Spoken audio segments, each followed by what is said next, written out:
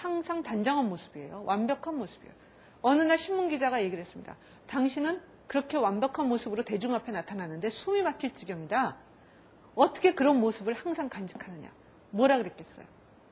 나는 항상 최선의 모습을 보이기 위해서 노력을 한다고 합니다. 노력을 하셔야 됩니다. 그래서 여러분들 이미지 만드는 거 지금부터 노력을 하십시오. 7번째가 네트워킹 만들기입니다. 대인관계 네트워킹. 요즘에는 인간관계는 사회자본이라고 그랬어요. 사회지능. 그리고 사회자본이라고까지 얘기합니다. 소셜 캐피탈이라고 얘기합니다. 이 인맥, 여기 모이신 이분들하고도 인맥관계를 하십시오. 학교에서는 또 동아리 활동도 하지만 밖에 있는 학교들하고의 또 인맥. 여기 밖에 보니까 게시판에 다른 학교 학생들하고 워크숍 하는 것도 있고 그런 많이 있는데 더 나아가서는 해외 학생들하고의 인맥. 이것까지 하셔야 됩니다. 그래서 인맥을 만들 때 어떤 방법이 있는지 한번 보죠.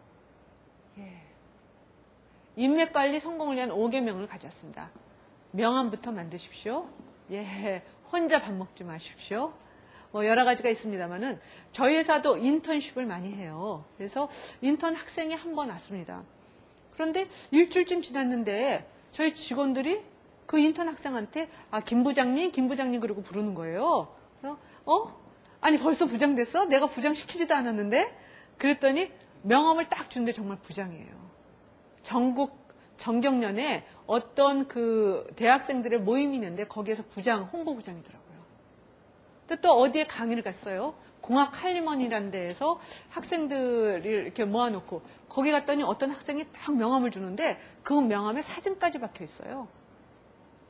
뒤에 보니까 그 학교에 본인이 응원단장이에요. 그리고 본인이 여태까지 했던 것 중에서 잘한 것들을 쫙 명함에다 뒤에다가 아주 깨알처럼 써놨더라고요. 어떠세요? 앞서 나가는 학생들 있죠. 그래서 이제부터 여러분들께서는 인맥 관리할 때 명함 바로 만드셔서 교환을 하십시오. 자, 마지막입니다.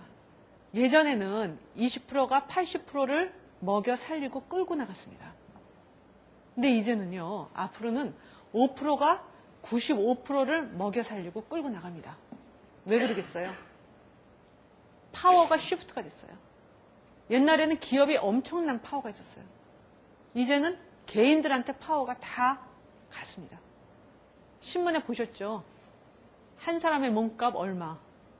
요즘 우리나라에도 몇백억 CEO 연봉 탄생. 어널리스트 10년차 연봉 3억. 이게 현실이에요. 한 사람이 몇십만 명을 먹여 살리는 게 요즘의 현실이거든요. 그리고 또 나라에서 기업으로 파워가 시프트가 됐어요. 남성에서 여성으로 파워가 시프트 됐어요. 그러다 보니까 여태까지 그게 맞지 하고 그 상식이었던 비즈니스가 다 파괴가 되는 거예요. 그래서 말씀드렸듯이 제조업보다는 뭔가 필링으로서 만들어가는 산업이 다시 탄생을 하죠. IT 기반으로 해서 얼마나 새로운 비즈니스들이 많이 나옵니까?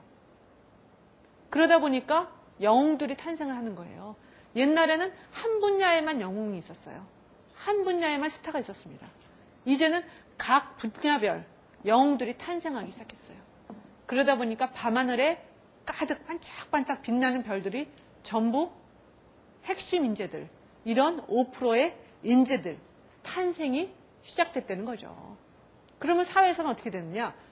여러 가지의 혜택과 돈과 명예, 모든 게 이 5%한테 전부 집중이 됩니다. 그래서 양극화 현상이 발생을 하고 있습니다. 이 5% 안에 들어가느냐 안 들어가느냐 이거는 100% 여러분들의 선택입니다. 그래서 이 5% 안에 들기 위해서는 여러 가지 말씀드렸죠.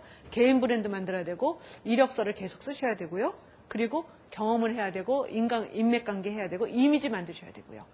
이런 것들을 항상 단계적으로 하시면은 여러분들은 반드시 이 5% 안에 드실 거라고 확신을 하고요. 그래서 항상 스스로 질문을 해야 됩니다. 내가 이 일을 하지? 내가 왜 이 강의를 들어야 되지? 내가 왜 이 회사를 선택해야 되지? Why라는 질문을 항상 하셔야 되고요. 그러면서 나의 마켓 프라이스는 얼마나 될까? 이거는 단순히 한국에서의 마켓 프라이스가 아닙니다. 전 세계 시장에 나갔을 때 나랑 똑같은 동급의 학생들하고 비교해 봤을 때 내가 얼마나 가치가 얼마나 될 것인가. 두 번째, 내가 어떤 일을 하면서 살 것인가. 10년, 20년, 30년. 그리고 주위 사람들한테 어떻게 기억이 될 것인가.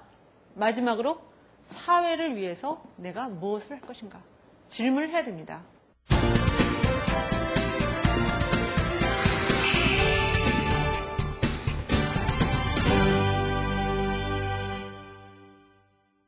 제가 대학교 때 여성 CEO 강의를 듣을 때 중간고사로 성공한 CEO를 레포트를 제출하는데 유순신 대표님을 그때 레포트를 해서 제출했는데요.